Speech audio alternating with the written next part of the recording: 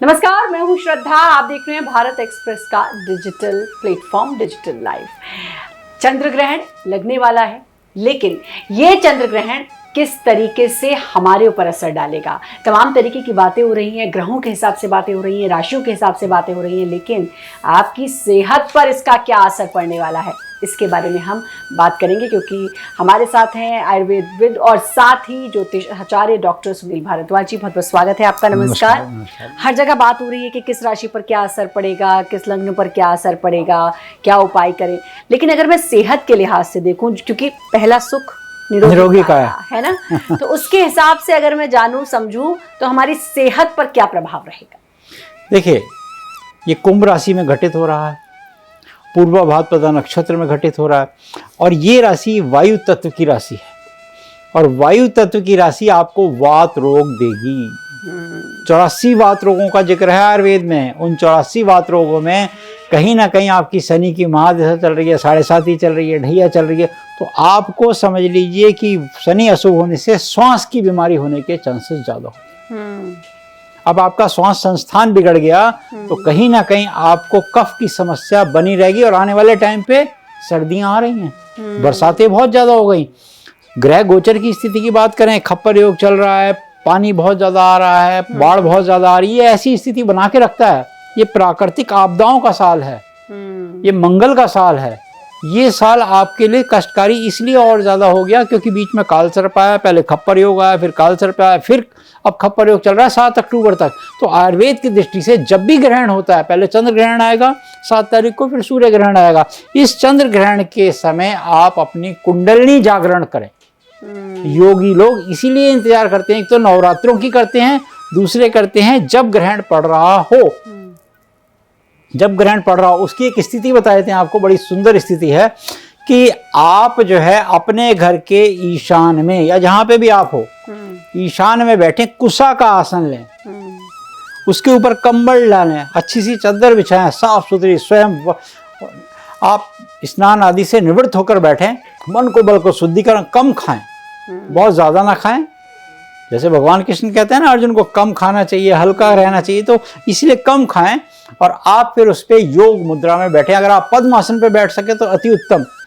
आप उत्तर की तरफ मुंह करके बैठे। इसमें उत्तर में पावर है, वो पुलिंग खींचता है आपकी एनर्जी, आपको एनर्जी देगा वहां से।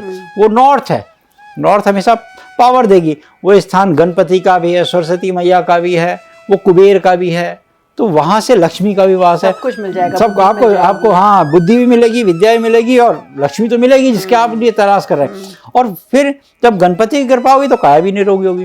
तो वो स्थान ईशान है जहां बैठना है। ईश यानी कि किसका? ईशान, नमामि शमीशान, ईश्वर नहीं, शिव का स्थान है। वो शिव का, तभी कहा गया ना महामृत्युंजय करो, तभी कहते हैं मृत्युंजय महादेव इमाम शरणागतम जन्म मृत्यु जरा रोग पीड़ितम कर्म बंधने, ये इसलिए कहा गया है।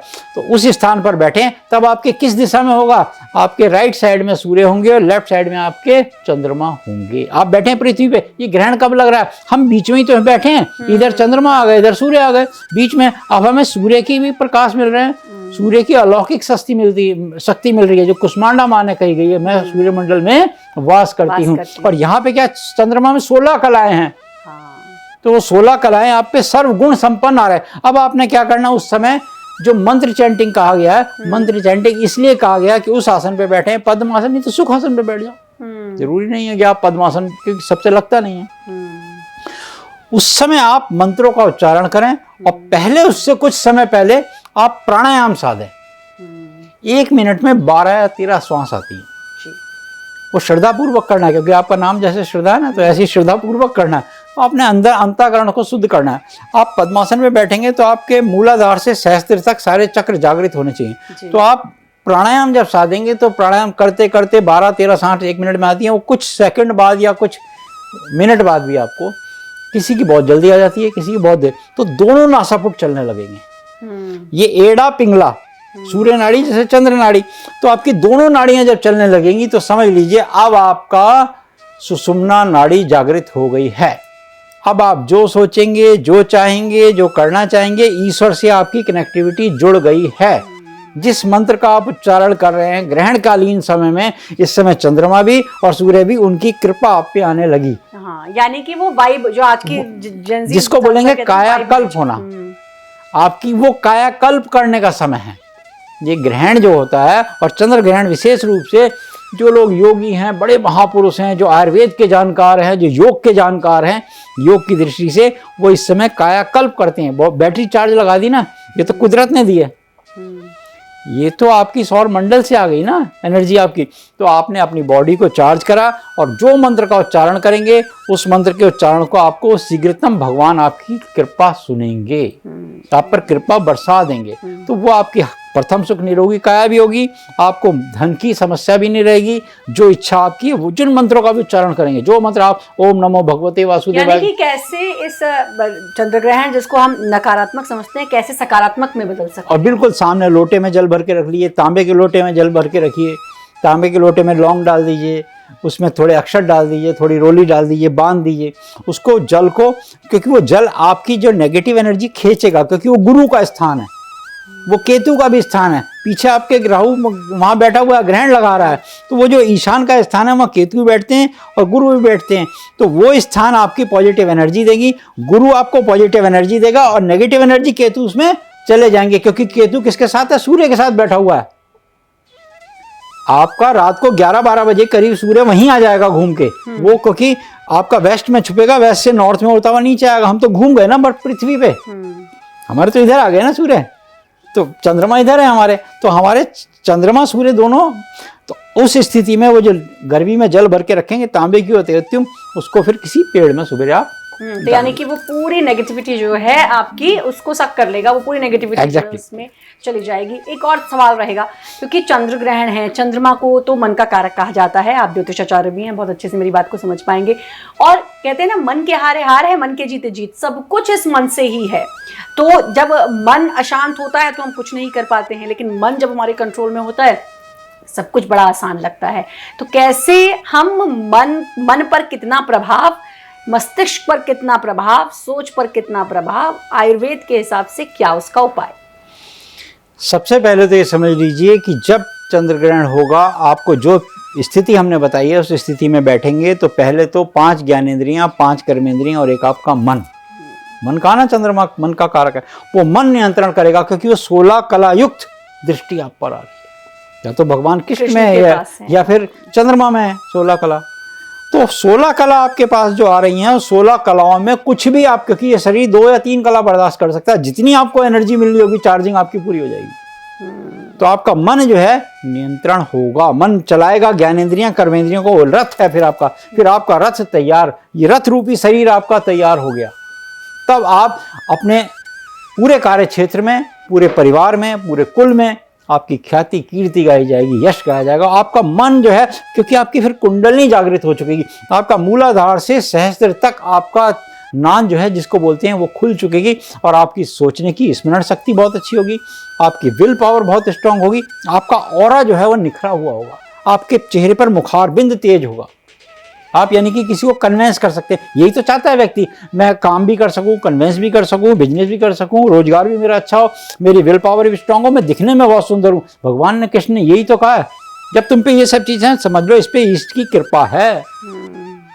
वो ईश्वर की कृपा कैसे आएगी? उनसे एनर्जी लेके आएगी। उन 16 कला वाले भगवान कृष्ण के उपदेशों को सुनना है। 45 मिनट की कन्वर्सेशन जो कही उन्होंने, वो यहाँ पर उन्होंने उसी रूप में बताया।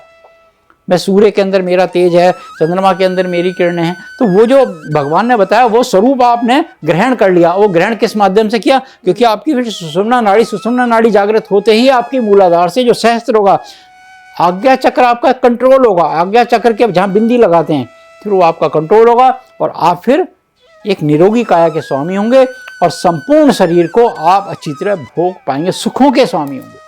बिल्कुल। तो यानी कि कुल मिलाकर जो ये चंद्र ग्रहण है, भले ही कहा जाए कि किसी के लिए अच्छा किसी के लिए बुरा, लेकिन हम चाहें तो अपने स्वास्थ्य को और अच्छा कर सकते हैं। देखिए, यही व्यक्ति है, एक अमीर है, गरीब है, कुंडली का गोचर ग्रह की स्थिति अच्छी है, उसकी कुंडली में शनि की महादशा नहीं आई।